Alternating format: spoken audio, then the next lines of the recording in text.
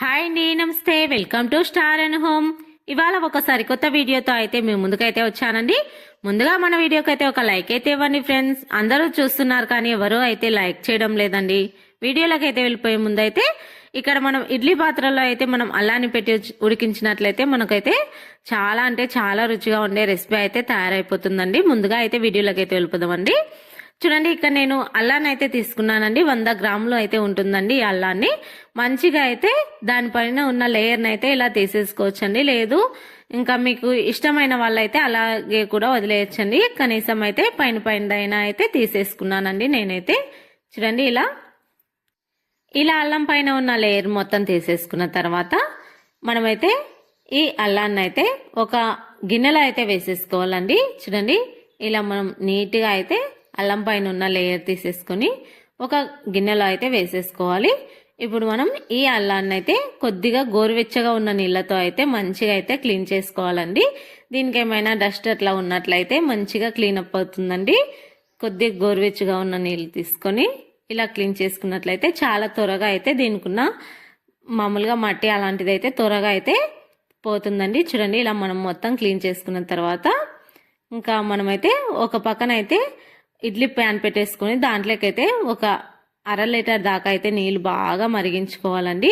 చూడండి, ఇలా బాగా మరిగిపోయిన తర్వాత నీళ్లను మనం ఇడ్లీ రేకును అయితే పెట్టేసుకొని ముందుగా నీట్గా వాష్ చేసుకున్నాం కదండి అల్లం ముక్కలను అయితే మనం ఈ ఇడ్లీ రేకుల మీద అయితే పెట్టేసుకోవాలండి.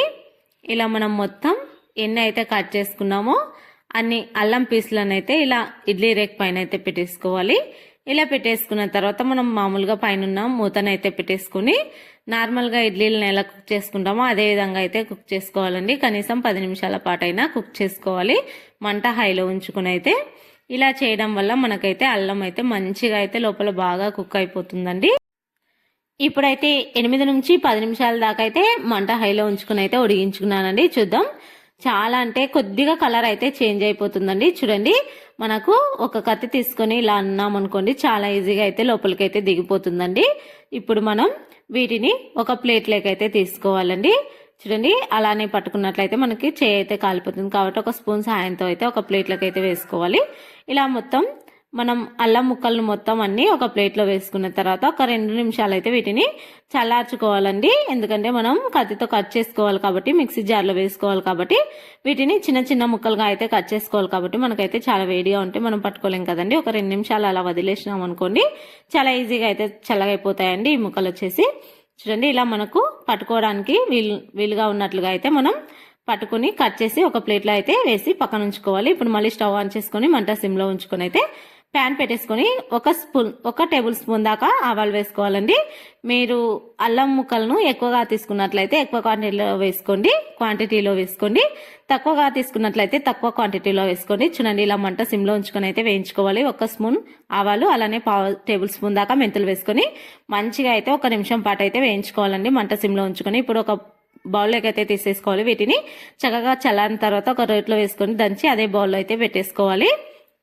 ఇక నేను ఆవాలు మెంతులు అయితే దంచిన క్లిప్ అయితే మిస్ అయింది ఫ్రెండ్స్. వీలైనట్లయితే దంచుకోండి, లేదు అనుకున్నట్లయితే మిక్సీ జార్లో వేసి మిక్సీలో అయితే వేసి పౌడర్ లాగా అయితే చేసుకోండి. ఇప్పుడు ముందుగా కట్ చేసుకున్న ముక్కలను అయితే అల్లం ముక్కలను అయితే చిన్న చిన్నగా అయితే కట్ చేసుకున్నాం కదండి. వాటన్నిటిని మిక్సీ జార్లో వేసుకొని రుచికి సరిపడా ఉప్పు వేసుకోండి. కొద్దిగా తక్కువనే వేసుకోండి, చూసి మళ్ళీ తర్వాత వేసుకోవచ్చు.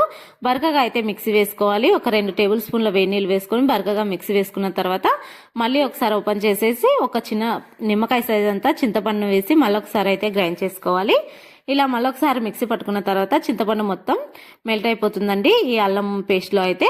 ఇప్పుడు మనం ఒక బౌల్ని అయితే తీసుకొని మంట సిమ్లో ఉంచుకొని అయితే ఆయిల్ని అయితే వేసుకోవాలండి. పచ్చడి చేస్తున్నాం కాబట్టి ఆయిల్ అయితే ఒక 2 టేబుల్ స్పూన్లు ఎక్కువ వేసుకోండి. హీట్ అయిన తర్వాత ఒక చిన్న టేబుల్ స్పూన్తో అయితే ఒక 1/2 టేబుల్ స్పూన్ దాకా ఆవాలు, అదే 1/2 టేబుల్ స్పూన్ దాకా జీలకర్ర వేసుకోండి. ఇలా కొద్దిగా ఫ్రై అయిన తర్వాత ఒక 2 ఎల్లుల్లిపాయలు వేసుకొని అలానే ఒక 2 ఎండుమిరపకాయలు వేసుకొని కొద్దిగా కరివేపాకు వేసుకొని ముందుగా గ్రైండ్ చేసి పెట్టుకున్న అల్లం పేస్ట్ అయితే వేసేసుకోవాలి. రుచికి సరిపడా ఉప్పు చూసుకోండి ఇప్పుడే. అలానే 1 టేబుల్ స్పూన్ దాకా కారం వేసుకోండి. కారం కొద్దిగా ఎక్కువగా ఉంటేనే చాలా టేస్టీగా ఉంటుందండి పచ్చడి వచ్చేసి. ఇక్కడ మనం 1 టేబుల్ స్పూన్ దాకా బెల్లాన్ని కూడా వేసుకోవాలండి. చూడండి, ఇలా ఒకసారి అంతా కలిసేలాగా కలుపుకున్న తర్వాత మనమైతే ఇక్కడ 1 టేబుల్ స్పూన్ దాకా బెల్లాన్ని అయితే వేసుకోవాలండి. అల్లం పచ్చడి అంటేనే బెల్లం వేసుకోవాలి కదండి. ఇలా నేను 1 టేబుల్ స్పూన్ దాకా బెల్లం తురుమును అయితే వేసుకున్నానండి. ఆ క్లిప్ కూడా ఇక్కడ మిస్ అయింది, ఏమనుకోకండి. చూడండి, ఇలా వేసుకున్న తర్వాత మొత్తం అంతా ఒకసారి కలిసేలాగైతే కలుపుకోవాలి. అలానే ఆవాలు, మెంతులు మనం మిక్సీ వేసుకున్నాం కదండి, అది కూడా 1/2 టేబుల్ స్పూన్ దాకా వేసుకోండి. చట్నీ క్వాంటిటీని బట్టి ఆ పౌడర్ని అయితే అడ్జస్ట్ చేసుకోవాలండి. ఇంకా మనకైతే చట్నీ అయితే ప్రిపేర్ అయిపోయిందండి. ఇంకా స్టవ్ ఆఫ్ చేసుకొని ఇంకా సర్వ్ చేసుకోవడమేనండి. చాలా రుచిగా ఉంటుందండి. ఇడ్లీ, దోశ అలాంటి టిఫిన్స్ లేక కూడా చాలా బాగుంటుందండి. చూడండి, ఇలా మనం ఒకసారి చేసి పెట్టుకున్నాం అనుకోండి, మనకి వారం అంతా కూడా నిల్వ ఉంటుందండి. ఫ్రిడ్జ్ లో స్టోర్ చేసుకున్నట్లయితే ఇలా మనం చాలా ఈజీగా టేస్టీగా అయితే చేసేసుకోవచ్చండి. అల్లాన్ని ఉడకపెట్టడం వల్ల చాలా రుచిగా ఉంటుందండి. మనకైతే పచ్చి వాసన అనేది అస్సలు ఉండదండి. చాలా చాలా బాగుంటుందండి. చూడండి, చాలా రుచిగా ఉండే ఈ అల్లం పచ్చడి మీకు నచ్చినట్లయితే, ఇప్పుడు చలికాలం కదండి, చాలా మంచిదండి ఈ అల్లం పచ్చడి తినడం వల్ల. మనకు ఈ చలికైతే చాలా హెల్త్ బెనిఫిట్స్ అయితే ఉంటాయండి ఈ అల్లం పచ్చడి తినడం వల్ల. అల్లం పచ్చడి మీకు నచ్చినట్లయితే లైక్ చేసి, షేర్ చేసి మన ఛానల్ని సబ్స్క్రైబ్ చేసుకోండి. Thank you for watching friends.